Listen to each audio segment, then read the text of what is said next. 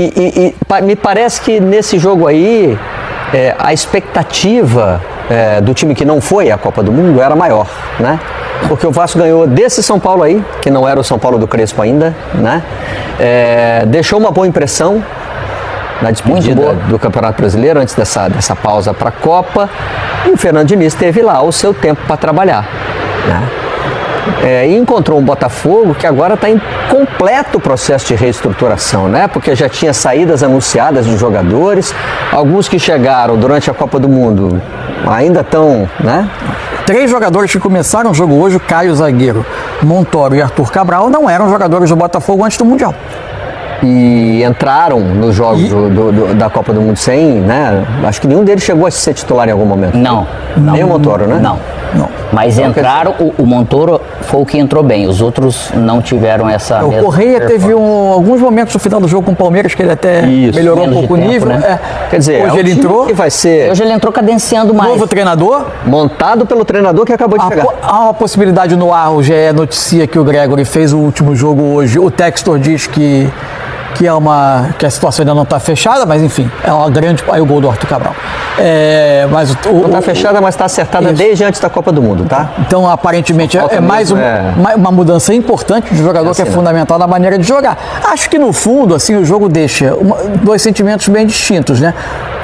Sob o ponto de vista do Vasco, a atuação muito abaixo do que se esperava, foi um dos piores jogos do Vasco com o Fernando Diniz, considerando antes e depois da parada, especialmente defensivamente. O Vasco foi muito mal no primeiro tempo. Quando o Vasco tentava pressionar, ele até conseguiu por vezes incomodar a saída do Botafogo, mas se essa saída era ultrapassada, não é que o Vasco às vezes estava em mano a mano atrás, o Vasco às vezes estava em inferioridade na sua linha defensiva.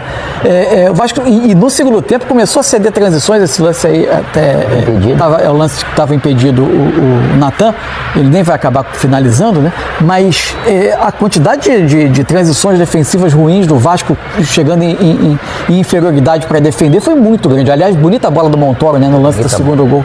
Ele teve, podemos falar assim, ótimas escolhas, com calma, com paciência, com qualidade, e participou dos gols. O jogador tinha 18 anos. Então, ele tá calma para jogar. Sabe o que ele me lembrou vendo o jogo hoje? Sabe o 8 do Atlético Madrid, o Correia também, não é Correia? Como é que é o número dele? Ele jogou aberto aqui, acho que do Atlético de Madrid. Eu acho que ele é espanhol. Com essa capacidade, como é um meia, que ele pode jogar aberto, mas com nível de inteligência para construir jogada. Até vendo o jogo, eu falei, opa, tá aí o Almadinha.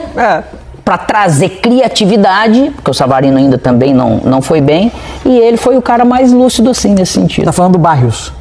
É o Barrios, então. Isso. E o Savarino não faz uma boa temporada. Ainda não. Vai ganhar a concorrência do Correia. Mas deu pra mim, eu não sei se... Pra mim, eu vi o Vasco sofrendo fisicamente. Segundo tempo, cara, em muitos desses momentos, parece que estava mais pesado, né? Pode ter sido a carga de trabalho desse tempo, chegou no pré-jogo, às vezes você estava um pouco mais estafado. E em muitos momentos, o Paulo Henrique, no segundo tempo, ele não tinha a opção de triangular. Movimentos mais lentos dos atletas, nessa questão da gente estar acostumado a ver futebol. Então, nesse sentido, o Vasco não fez realmente um bom jogo. O Botafogo ele fez um jogo mais consistente, cara. Eu tô com esse problema agora de memória. Eu ouço algumas coisas, guardo, mas não consigo dar a fonte. Não me lembro quem falou.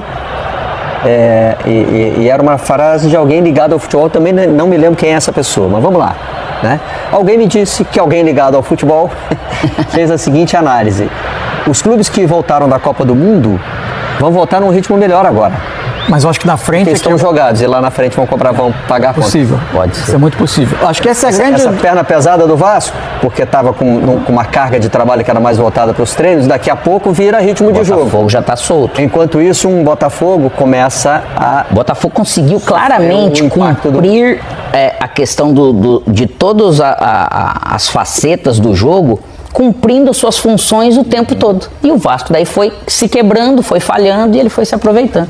Agora, assim, sobre o David, né? David Ancelotti, acho que a gente vai precisar ainda de tempo para entender de fato que identidade vai ter o Botafogo, né? Diante de toda essa questão colocada em torno do modelo de jogo, do estilo que o Textor quer ver, assim, ele parecia até bem satisfeito à beira do campo no final do jogo, Mas assim, foi um jogo, não foi também não era uma partida absolutamente brilhante, né? O Botafogo acabou conseguindo encontrar muita vantagem em lances de transição rápida mesmo, porque o Vasco cedia muito esses espaços. Agora, foi muito pouco tempo para ele trabalhar o time. Mas bem posicionado nas duas linhas de 4, assim, né, Mansur? Com paciência, né? Um pouco mais de tempo a gente vai entender melhor o que vai aparecer nesse Botafogo. Vai ser curioso acompanhar o trabalho do filho do treinador da seleção brasileira, né, num clube.